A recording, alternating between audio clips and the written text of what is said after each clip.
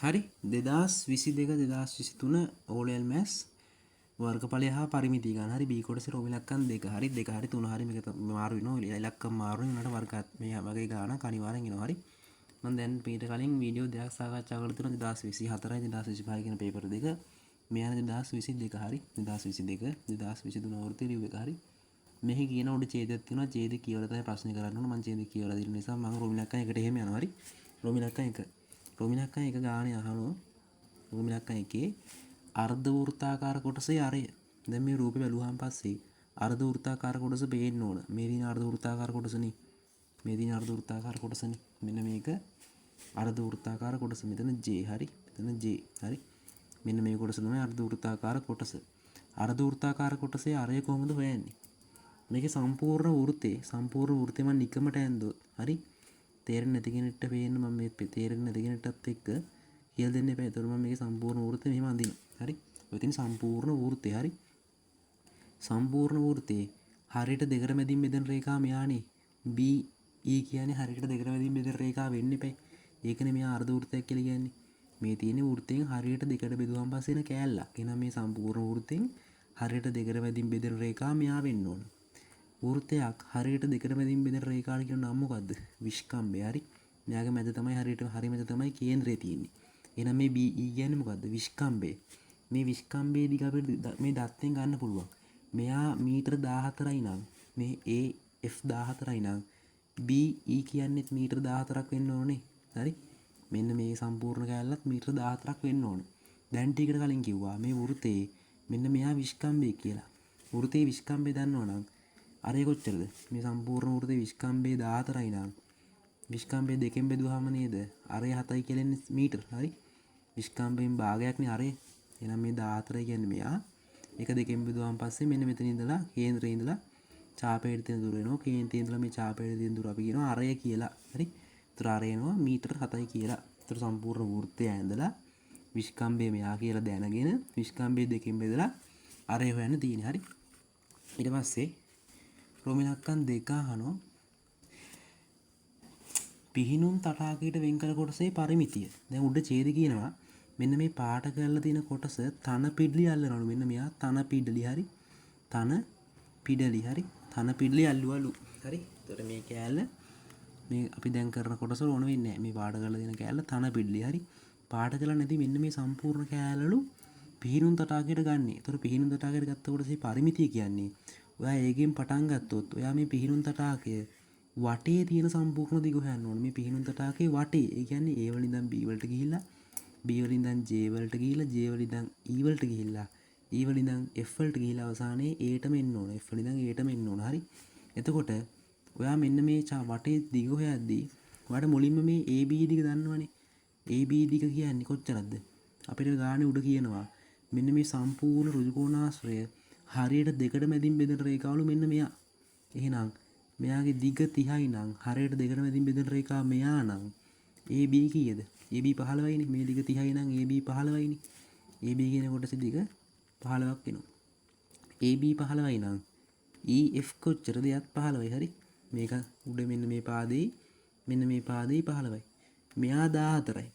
ඊට පස්සේ හොයන්න දින්නේ මොකද්ද? හොයන්න දින්නේ මෙන්න මේ ඡාපය. මෙන්න මේ ඡාපයේ දිග. හරි. මෙයා අර්ධ වෘත්තයක් කියලා ගන්න දීලා තියෙනවා. අර්ධ වෘත්තයක් නෙවෙයි. අර්ධ වෘත්තෙට කියන අනිත් නම මොකද්ද? කේන්ද්‍රික ඛණ්ඩය. අර්ධ වෘත්තය කියලා කියන්නේ මේ සම්පූර්ණ වෘත්තයෙන් කිසියම් ඡාප කොටසක් නේ. ඒකට අපි කියන නම තමයි අර්ධ වෘත්තය. මොකද මෙයා හරියටම භාගයක් නිසා, හරි භාගයක් නිසා. ඒ වුණාට මෙයාටත් අපි කියන නම තමයි අර්ධ වෘත්තය වුණත් කේන්ද්‍රික ඛණ්ඩයකට සමානයි. හරි. අර්ධ වෘත්තය කියන්නේ කේන්ද්‍රික ඛණ්ඩයක් කියන එකම තමයි. මම අර රෝම ඉලක්කම් එක නෙවෙයි අර මම තියරි කියලා වීඩියෝයක් කතා කරේ. වර්ගඵලය හා පරිමිතිය. ඒකේ මම කතා කරලා තියෙනවා කේන්ද්‍රික ඛණ්ඩයක ඡාප දිග වෙන විදිය. කේන්ද්‍රික ඛණ්ඩයක ඡාප දිග වෙන සමීකරණය මොකද්ද? 2πr ගෙන් 360න් බෙදලා ටීට කියන කෝණයෙන් වැඩි කරන්න ඕන. ටීට කියන්නේ මෙන්න මේ අරයනේ මේ අරයන් දෙක අතර තියෙන මෙන්න මේ කෝණේ ටීට. මෙයා කොච්චරක් වෙනවද මේ කෝණය 180යි. මේක සරල රේඛාවක්. හරි. BE කියන්නේ සරල රේඛාවක්. සරල රේඛාව මත පිටි බද්ධ කෝණ 180යි. හරි. ටීට 180යි. අරය කොච්චරද? අරය හෙව්ව 7යි. එහෙනම් මේකට ආදේශ කරන් තියෙන්නේ 2 වැඩි කිරීම 5 කියන්නේ 22 බෙදීම 7යි. R කියන්නේ 7යි. වැඩි කිරීම 360න් බෙදලා 180න් වැඩි කරන්න ඕන. ඕක සුළු කරාම අවසානයේ උත්තරයක් එනවා කොච්චරද? මේ හතර කපලා යනවා 2යි මේකට මේක අපේ ගාම 22ක් කියනවා. හරි. 22යි මීටර. ඒ කියන්නේ මෙන්න මේ චාපයේ දිග මීටර 22යි. හරි චාප කොටසේ දිග මීටර 22යි. හරි චාප කොටසේ දිග මීටර 22යි. එහෙනම් දැන් මේ පරිමිතිය හොයන්න පුළුවන්. මේ දිග 15යි. හරි අර දිග 15යි. මේ දිග 15යි. චාප කොටස 22යි. දැන් හෙව්වා. හරි මේ කොටස 15යි. හරි අවසානයේ මෙන්න මේ කොටස 14යි. හරි ඔය ටික එකතු කරාම පස්සේ අවසානයේ මීටර වලින් උත්තරයක් එනවා. මෙන්න මේකේ පරිමිතිය. හරි ඒක එකතු කරලා ගන්න නැත්නම් වීඩියෝ එක දිග්ගැස්සෙන නිසාම එකතු කරන්නේ. හරි ඊට පස්සේ රෝම ඉලක්කම් 3 අහනවා. රෝම ඉලක්කම් 3 අහනවා. පිහිනුම් තටාකයට වෙන්කල කොටසේ වර්ගඵලය. පිහිනුම් තටාකයට වෙන්කල කොටසේ වර්ගඵලය. හරි මෙන්න මේකනේ පිහිනුම් තටාකයට වෙන්කල කොටස මෙන්න මෙයානේ. මෙන්න මේකේ වර්ගඵලය අහනවා. වර්ගඵලය අහන්නේ කොහොමද? මේ සමස්ත රූපය අපි දන්නේ නැහැනේ මේ සමස්ත රූපේ වර්ගඵලය හොයන මෙන්න මේ සමස්ත රූපේ වර්ගඵලය හොයන සමීකරණයක් අපි දන්නේ නැහැනේ. මම අර තියරි කියන එකේ වර්ගඵලය හා පරිමිතිය තියරි කියන වීඩියෝ එකේ මේ වගේ රූපයක් දුන්නේ නැහැනේ පරිමිතිය මේ වගේ රූපයක් දුන්නේ නැහැනේ වර්ගඵලය හොයන සමීකරණයක්. ඒත් මෙන්න මේක හරියට දෙකම දෙමින් බෙදන රේඛා BE නේ. එතකොට මෙන්න මේක සමචතුරස්‍රයක් නෙමෙයි මේක ඍජු කෝණාශ්‍රයක් නේ.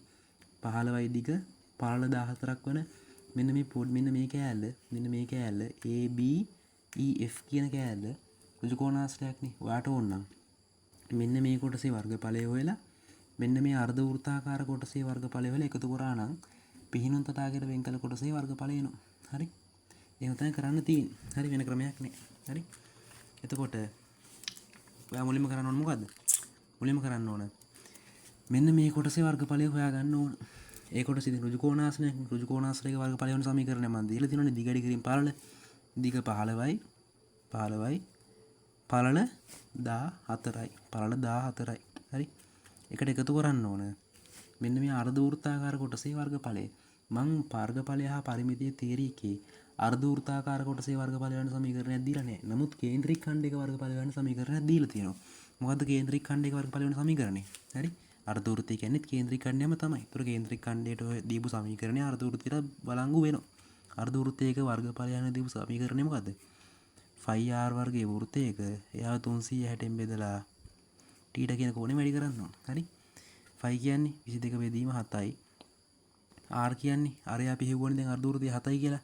7 ගුණ කිරීම 7 r වර්ගය කියන්නේ 7 ගුණ කිරීම 7 t කියන්නේ 180යි නේ. හරි 360න් බෙදන්න තියෙන්නේ. හරි මේක සුළු කරාම එනවා 181යි 360ට 2යි 2ට 2 1යි 22ට 2 11යි මේ 7ට මේ 7 කපලා ගියාම අවසානයේ 11 7 77ක් කියලා නෝ මොකද්ද 77යි වර්ග මීටර කියලා නෝ මොකද්ද මේ තියෙන්නේ මෙන්න මේ අර්ධ වෘත්තාකාර කොටසේ වර්ගඵලය. හරි මේ අර්ධ වෘත්තාකාර කොටසේ වර්ගඵලය මෙන්න මේ ඍජු කෝණාශ්‍රය මෙන්න මේ පොඩි ඍජු කෝණාශ්‍රාකාර කොටසේ වර්ගඵලය කොච්චරද 15/14ක්. හරි 15/14ක් කීයද? හරි 15/14 210ක් කියලා එනවා. හරි මෙයා 210යි මේ තියෙන ඍජු කෝණාශ්‍රය වර්ගඵලය මේ තියෙන අර්ධ වෘත්තයේ වර්ගඵලය. ඒතර මේ දෙක එකතු කීයද? 210යි 77යි එකතු කරාම පස්සේ අවසාන උත්තරයක් එනවා. පිහිනුම් තටාකයේ මුළු වර්ගඵලය 287යි වර්ග මීටර කියලා. හරි සුළු කිරීමේ වැරද්දක් තියෙනවා නම් ඒක ගණන් ගන්න එපා. හදන්නේ මේ ක්‍රමයට. හරි සුළු කිරීම ඔයගලට හදා ගන්න පුළුවන් නේ. හරි ඊට පස්සේ අවසාන කොටස තන පිඩලි ඇල්ලීමට වෙන්කල කොටසේ වර්ගඵලයට සමාන. තන පිඩලි ඇල්ලන්නේ මෙන්න මේ පාට කරලා දෙන කොටසනේ.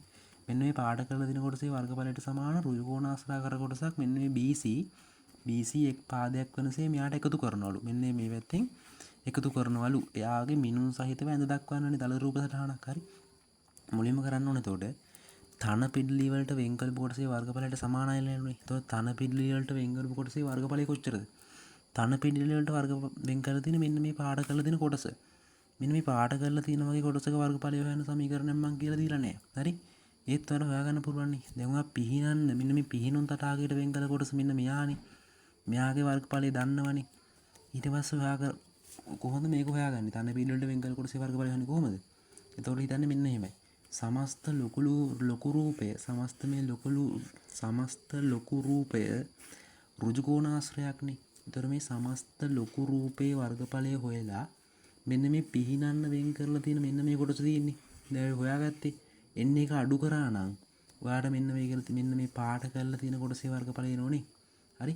ඒතර මුලින්ම කරන් තියෙන්නේ මෙන්න මේ ලොකු ඍජු කෝණාශ්‍රය වර්ගඵලය හොයනවා. හරි. ලොකු ඍජු කෝණාශ්‍රය වර්ගඵලය හොයනවා. ඒක කොහොමද හොයන්නේ? ලොකු ඍජු කෝණාශ්‍රයේ වර්ගඵලය. මේ රෝම ඉලක්කම් 4 හරි. අවසාන කොටස. ඔය වගේ කැලක් තමයි හැම පේපර් එකෙම ඉන්නේ. හරි. එතකොට මෙන්න මේ ලොකු ඍජු කෝණාශ්‍රාකාර කොටසේ වර්ගඵලය කොහොමද හොයන්නේ? දිග වැඩි කිරීම පළල. දිග 30යි පළල 14යි. හරි. දිග 30 ගුණ කිරීම පළල 14. ලොකු එකේ වර්ගඵලය අඩු කරන්න ඕනේ නේද? මෙන්න මේ පිහිනන්න වෙන් කරපු කොටසේ වර්ගඵලය හොයාගත්තේ 287ක්. හරි. එතකොට මෙන්න මේක තමයි තන පෙඩලි වලට වෙන් කරපු මුළු වර්ගඵලය. හරි. මේක වැඩි කරාම කීයද? බිංදුව පස්සට ගන්නවා. 4 වරක් 3 12යි. 3 3 4යි. හරි. ඍණ 287යි. හරි. අඩු කරාම කීයක් එනවද? හරි. එතකොට ඔයා මෙන්න මේ 420න් 283ක් අඩු කරාම පස්සේ මොකක්ද දෙන්නේ? මෙන්න මේ තන පිළිලට වෙන් කළ කොටසේ වර්ගඵලය. අපිට ගාන කියනවා තන පිළිලට වෙන් කළ කොටසේ වර්ගඵලයට සමාන වර්ගඵලයෙන් යුත් ඍජු කෝණාශ්‍රාකාර කොටසක් මෙන්න මේ DC කියන එක්කෙනා එක් පාදයක් වනසේ මෙයාට එකතු කරනවලු. එතකොට එයාගේ දර රූප සටහනක් මිනුම් සහිතව එතකොට මුලින්ම කරන්න ඕන එන්නේ එක ඇඳ ගන්න ඕන. ඍජු කෝණාශ්‍රාකාර කොටසට එකතු කරන්නේ. එතකොට ඍජු කෝණාශ්‍රාකාර කොටසක් ඇඳලා මෙන්න මේ දිග කොච්චරද? මේ දිග කියන්නේ මේ දිගමනේ. 14 ලියනවා. හරි. ඒ 14 මීටර 14යි එක දීලා තියෙන ගානේ. ඒක ලියනවා. මේ තන පිටරයට වෙන් කළ කොටසේ වර්ගඵලය මේ අලුතෙන් එක් කරපු ඍජු කෝණාශ්‍රාකාර කොටසේ වර්ගඵලයට සමානයිනේ. එතකොට මේ ඍජු කෝණාශ්‍රාකාර කොටසේ වර්ගඵලය කොච්චරද? මෙන්න මේක සුළු කරලා එනවනේ අගය. මෙන්න මෙයා සුළු කරලා එනවනේ අගය. එන්නේ සුළු කරාන් පස්සේ එන අගය තමයි මෙන්න මෙතන ඍජු කෝණාශ්‍රාකාර කොටසේ වර්ගඵලය වෙන්නේ. හරි. ඍජු කෝණාශ්‍රාකාර කොටසේ වර්ගඵලය හොයන්නේ කොහොමද? ඍජු කෝණාශ්‍රාකාර කොටසේ වර්ගඵලය හොයන්නේ දිග වැඩි කිරීම පරණ. හරි. ඒක සමානයි මෙන්න මෙතනින් සුළු කරාන් පස්සේ එන අගය. මේක සුළු කරාන් පස්සේ එන අගය කොච්චරද? 133යි. හරි. මේක සුළු කරාම එන්නේ 133යි. එන්නේ 133 තමයි දිග වැඩි කිරීම පළලෙන් එන්නේ 133. හරි. මෙයාගේ දිග පළලෙන් වැඩි කරාම 133ට සමාන වෙනවා. මිනුම් සහිතව කියන්නේ ඔයා මේ ඍජු කෝණාශ්‍රයේ දිගයි පළලයි ලකුණු කරලා ලියලා දක්වන්න ඕන. දැන් මේ පළල 14යි කියලා දීලා තියෙනවනේ. ඒතර දිග හොයා ගන්න ඕන. හරි. මෙන්න මේ දිග හොයා ගන්න ඕන. දිග දන්නේ නැහැ නේ. දිග x කියලා හිතමු. පළල 14ක් කියලා දීලා තියෙනවා. සමාන 133යි. ඒතර මෙයාට x හොයන්න පුළුවන් මොකද්ද? දෙපැත්තම 14න් බෙදුවොත්. එතකොට මේ 14ට බෙදෙන 14 කපලා ගිහලා x ඉතුරු වෙනවා සමාන 133 බෙදීම 14. හරි. ඔක සුළු කරලා උත්තරයක් ගන්න. හරි. ඒක මීටරනේ නාගේ දිගනේ. එතකොට මෙන්න මේ එන මීටරගේ තමයි මෙයාගේ දිග වෙන්නේ. එතකොට මිනුම් සහිතව කිව්වහම පළල අපි ගානේ දීලා තියෙනවා. ඔයා මෙන්න මේ දිග x නේ.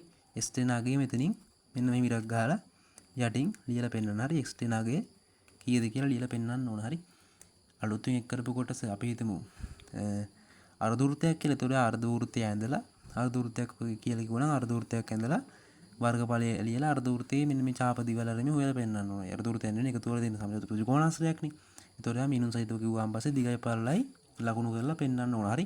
ඒ විදිහට එකතු කරන කොටස මොකක්ද කියලා බලලා යාගේ වර්ගඵලයට අදාළ වර්ගඵලය වෙන සමීකරණය ලියලා මිනුම් සහිතව කිව්වාන් පස්සේ යාගේ දිගයි පළලයි ලකුණු කරලා පෙන්නන්න ඕන. හරි. ඒ විදිහට තමයි මේ ගණන් ටික යන්නේ. එකම ගණන් ටික. හරි. තොර මීට කලින් වීඩියෝ ටික බලවන්න පස්සේ ඒවයි තියෙන මෙයාගේ එකතු කරන කොටස බොහෝ අවස්ථාවක ඍජු කෝණාශ්‍රයක් වෙනවා. හරි. එක පාදයක් අල්ලගෙන ඍජු කෝණාශ්‍රයක් ඇඳලා එහෙම තමයි කරන් තියෙන්නේ. හරි. එතකොට මේක අපේ මේ සුළු කිරීම වැරදෙන්න පුළුවන්. හරි. මේ සුළු කිරීම සමානකය වැරදෙන්න පුළුවන්. ඒක සුළු කිරීම ඕගොල්ලෝ හදාගන්න. ගාන හදන විදිය එකයි. හරි. හදන විදිය හිතන විදිය මෙච්චරයි. අපි තවත් ගානකින් හමු වෙමු. හරි.